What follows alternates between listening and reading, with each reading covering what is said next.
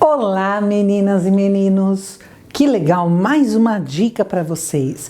Vocês sabem qual que é a diferença entre simplesmente copiar com molde, principalmente, e entender o que você está fazendo?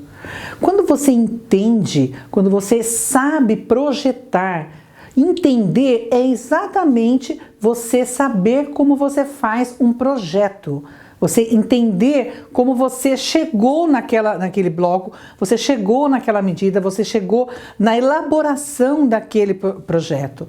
Agora, quando você simplesmente copia, você pega a modelagem, pega o molde ou do bloco ou o molde da bolsa, simplesmente põe em cima, copia e executa. Então você está simplesmente reproduzindo a peça. Agora, a partir do momento que você entende o que você está sendo feito, que você consegue entender aquele projeto, você consegue criar.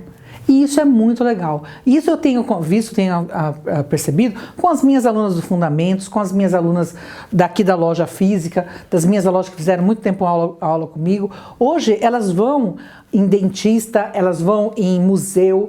Por que tá falando em dentista, Ana? Porque isso uma vez uma aluna contou isso para mim. Ana, eu estava sentada na sala de espera de um dentista, eu olhei para o piso, na mesma hora eu peguei o celular, fotografei o piso, cheguei em casa, desenhei o bloco, projetei, elaborei, acrescentei outros elementos e fiz uma coxa com aquele bloco. Isso é criar.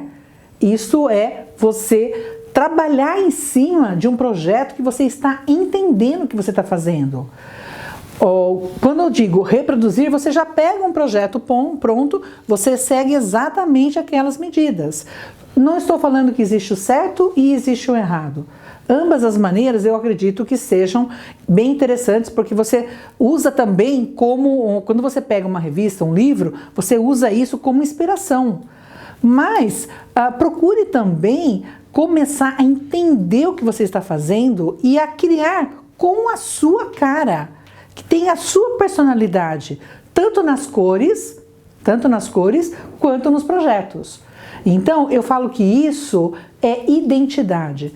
Eu tenho muita quilteira que tem identidade no seu trabalho.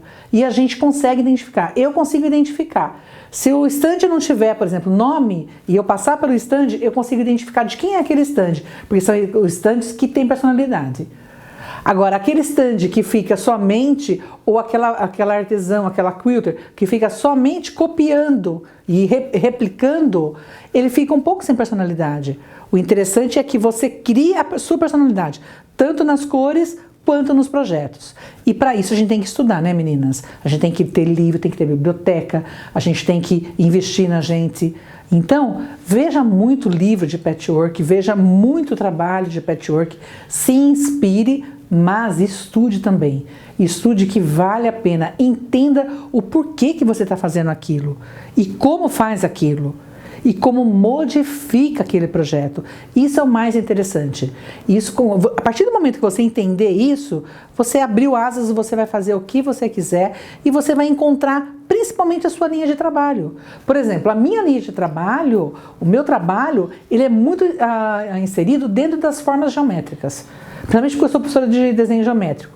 Mas isso não significa que eu não admire outros tipos de trabalhos dentro do patchwork. Eu admiro muito, mas o meu trabalho, a minha linha de trabalho, ele é muito dentro da geometria, muito a parte matemática, geométrica mesmo. E isso foi o caminho que eu encontrei. Mas eu pesquisei antes disso, eu fui estudando, fui vendo todas essas linhas. É interessante a gente conhecer todo o segmento que existe dentro do patchwork.